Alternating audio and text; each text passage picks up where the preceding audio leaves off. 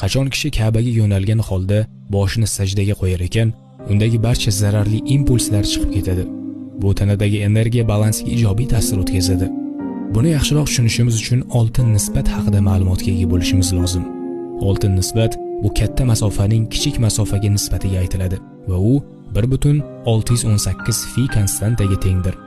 Bu nisbat ilohiy proporsiya ham deyiladi. Sababi Haq taolo aksar maxluqotlarni aynan shu nisbatda insho etgan. Bu oltin o'lchov yaratilish dalilidir. Ushbu nisbatni yer xaritasiga qo'llaydigan bo'lsak, yerning oltin markazi Makka shahriga to'g'ri kelishiga guvoh bo'lamiz. Makkaning oltin markazi esa Ka'ba-i muazzamaga to'g'ri keladi. Yerning oltin markazi Ka'baga to'g'ri kelgani bois, undan katta hajmdagi energiya ajraladi. Qanday qilib oltin markazidan katta hajmdagi energiya ajralishini tushunish uchun koinot yoki o'simliklarni misolida ko'rishimiz mumkin. Ularda energiya taqsimoti markazdan atrofga tarqaladi. Xuddi shunday atomlarda ham o'rtadagi yadroda musbat zaryadlar, pozitronlar bo'lib, atrofida aylanayotgan manfiy zaryadli elektronlarni o'ziga tortib itarilishi natijasida muvozanat hosil bo'ladi.